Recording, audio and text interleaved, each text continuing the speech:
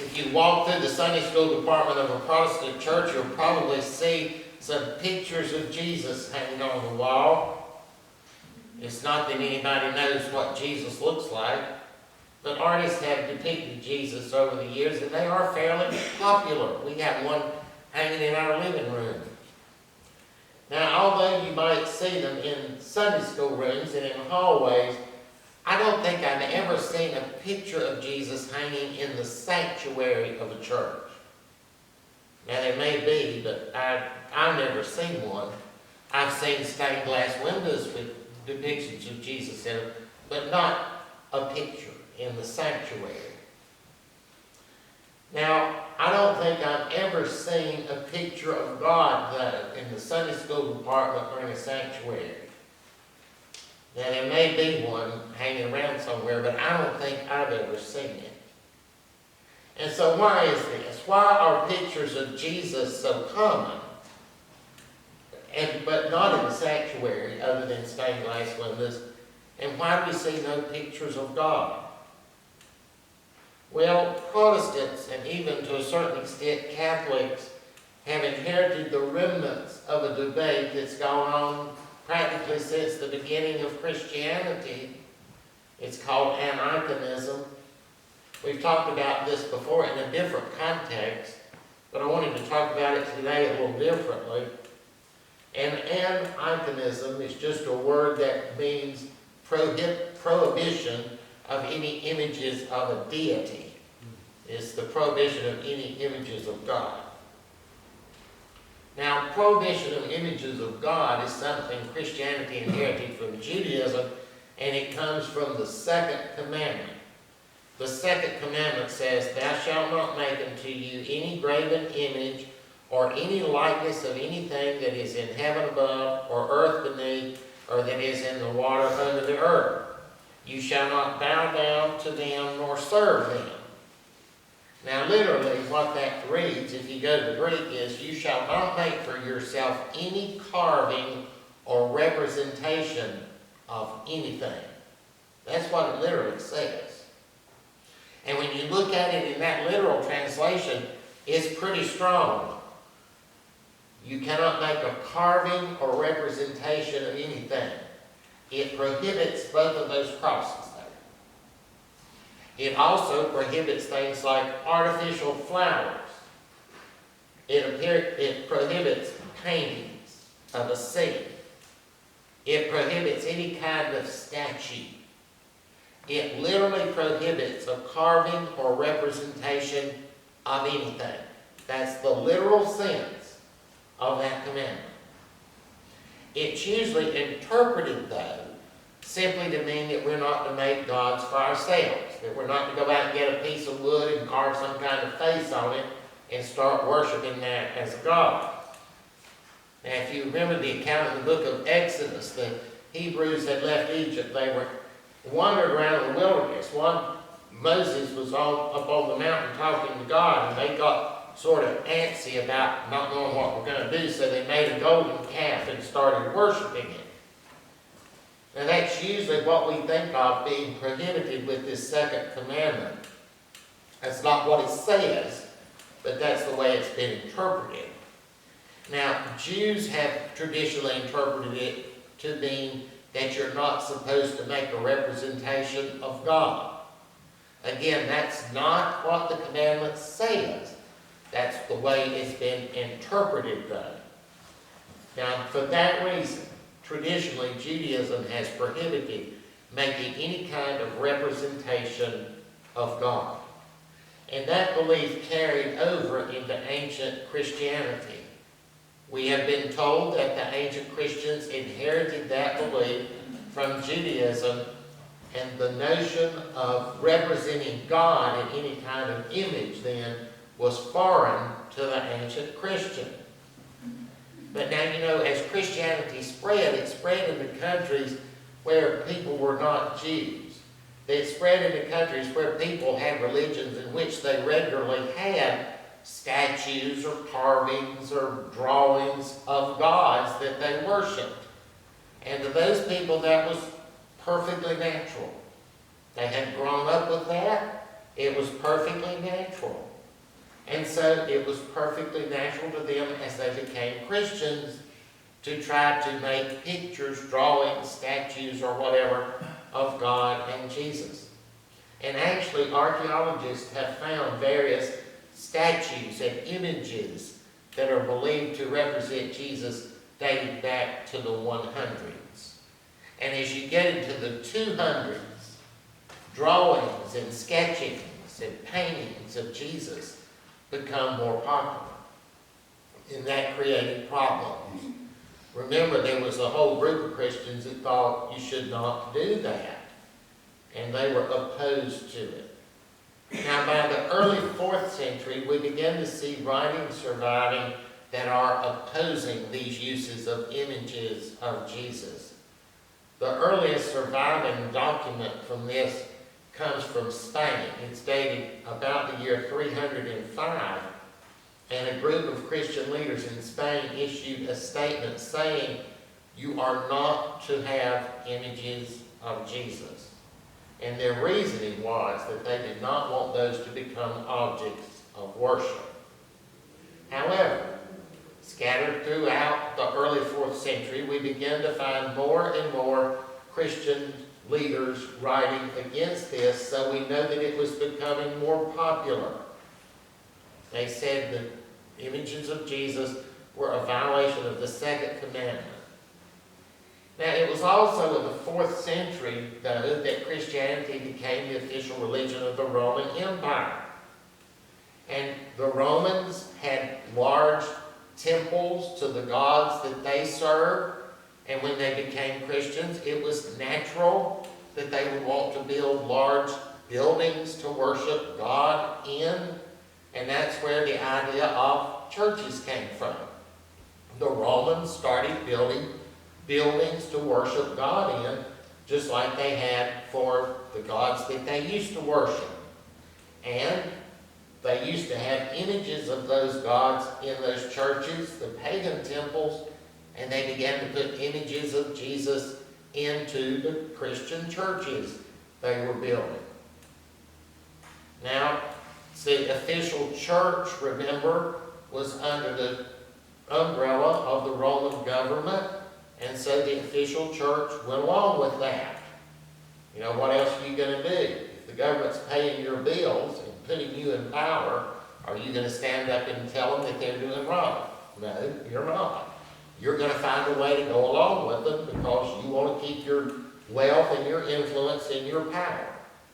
And so they came up with a reason that they could let the Romans have these images in churches. And the reasoning went like this.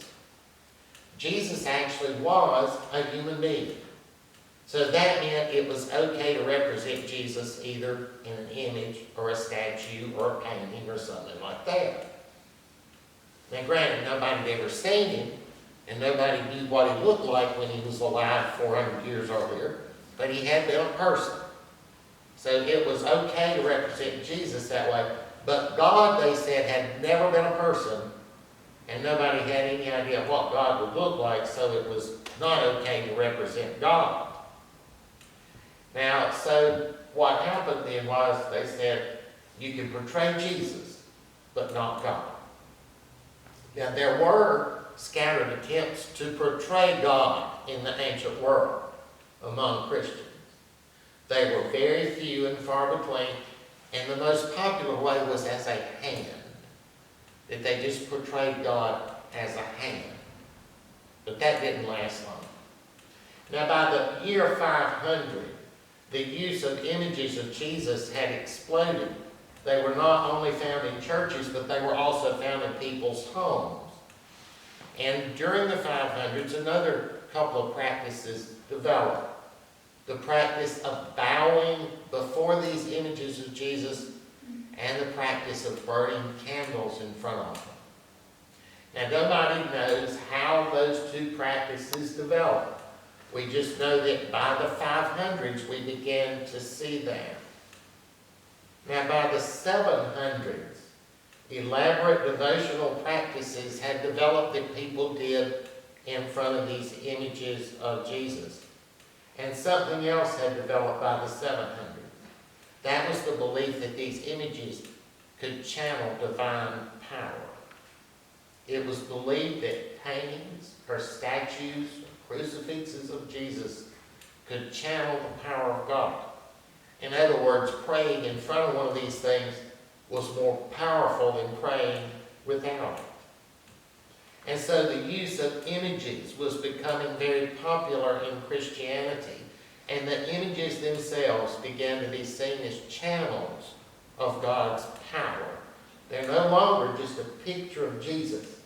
It is a means by which God's power flows to you. By the year 1200 in Christianity, we begin to see the old hesitation about making images of God go away, and images of God himself began to be used within the Roman Catholic Church. Now, by the time of the Protestant Reformation, the use of all kinds of images had become popular within Christianity.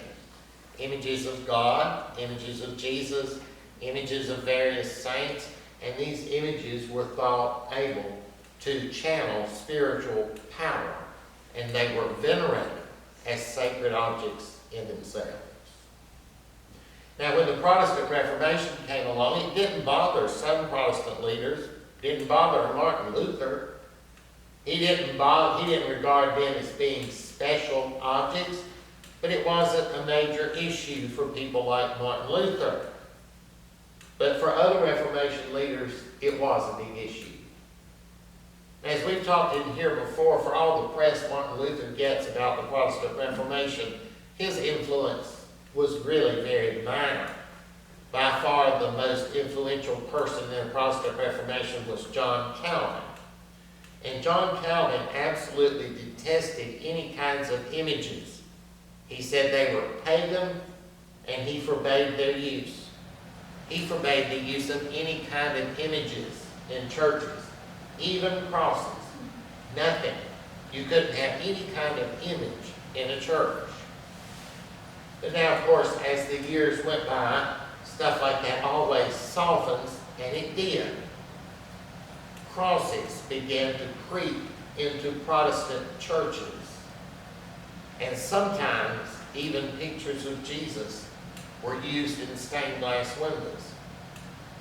The images of Jesus in stained glass windows are actually a fairly late occurrence in Protestant churches. You can sometimes date a church by looking at the stained glass windows. If you go to Shiloh Presbyterian Church in Grover, for example, that church was built in the 1920s. The stained glass windows have no images in them at all. The windows in this building, which was originally built as an Episcopal church in the early 1900s, have no images in them. If you go over there on Sumter Street to the replacement for this building, which was built in 1940, you will see that those windows over there have little tiny images in them. About that big in this stained glass windows over there. And those were actually added in the 1970s. And they're extremely small because they want to call attention to them. But if you look at that big Episcopal church over there that was built in 2002, you'll see humongous images of Jesus in that. However, you will not see in those windows an image of God. You'll see several big, huge, way more than life-size images of Jesus, but you will not see any image of God.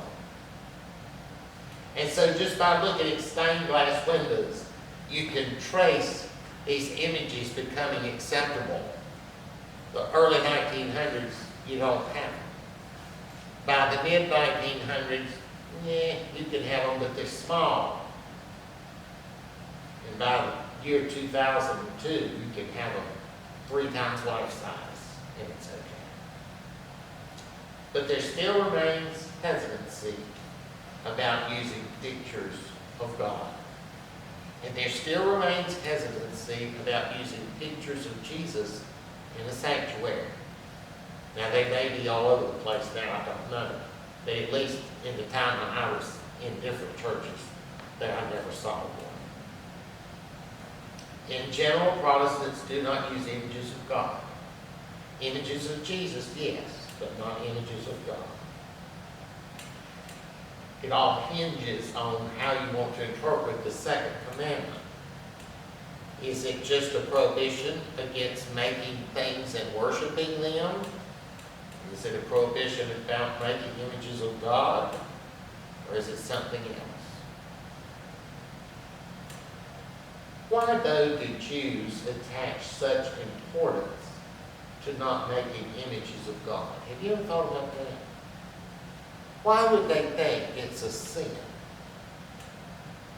I mean, after all, like I said, we have an image of Jesus in our living room. I don't think it's a sin. But why would Jews think that was wrong?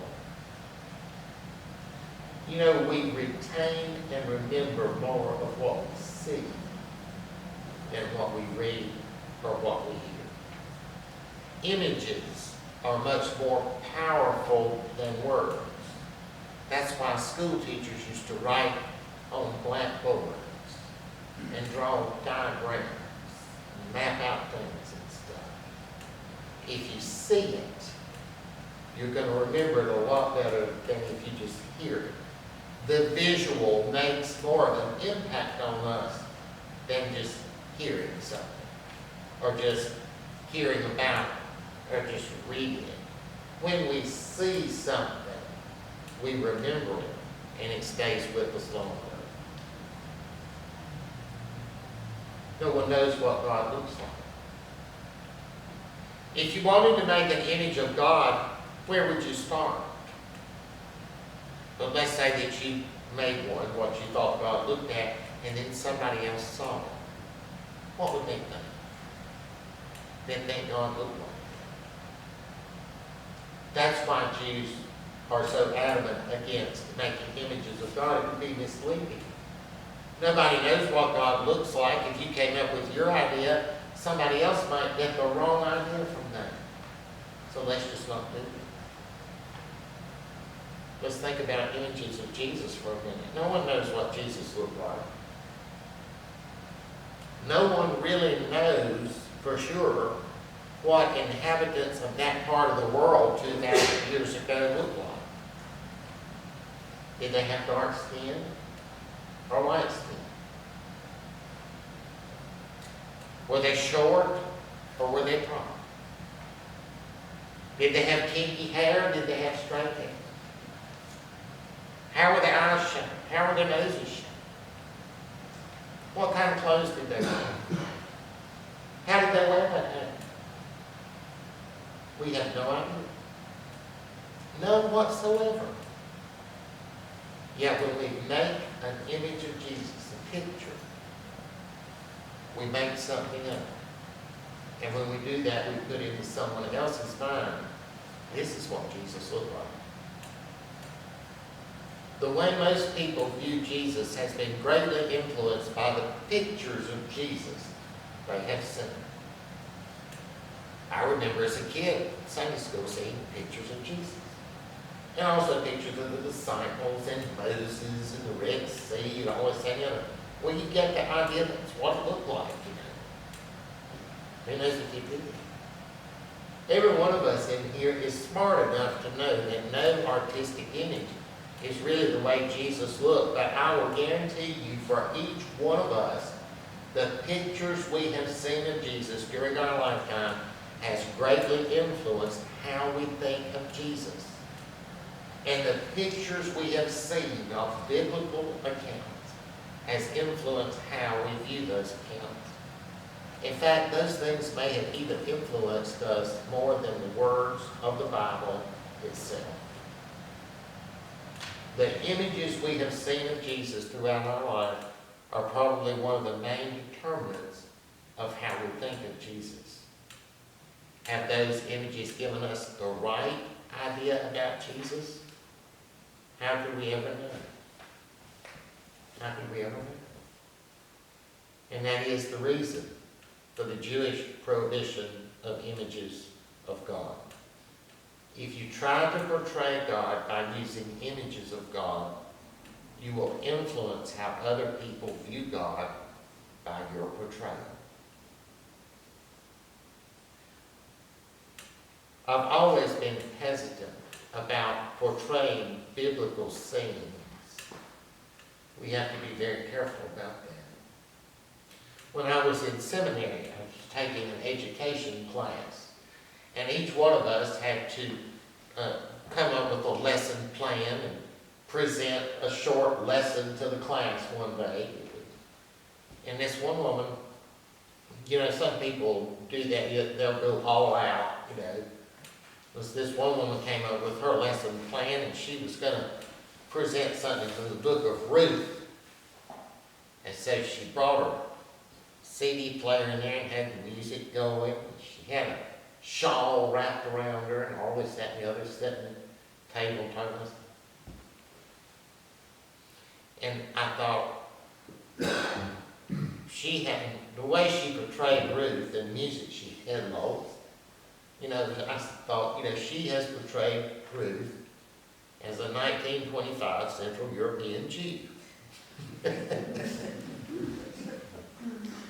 Now that's all she had. If you think of Jews, that's what you think of a lot of times.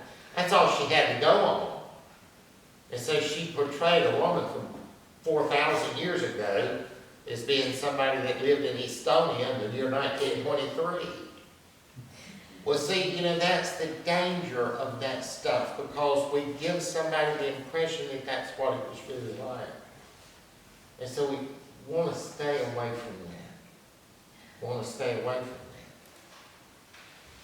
This time of year, we're coming into the Easter season, and this time of year, it's really, sometimes it's popular to have movies about Jesus and all on TV or the movies. And I know I've spoken about that before. But the dangerous thing is that they add stuff to the movie that's not in the Bible. And most people that see it don't know the Bible well enough to know what's been added and what's not. And it gives people the wrong impression. Maybe the first Christians, the ones who prohibited any images at all, were smarter and wiser than we give them credit for. And maybe it's something we need to be very careful about. As you go through your week this week, I'd like for you to think. Think about in your life the images of Jesus you have seen. And think about how those images have influenced your faith.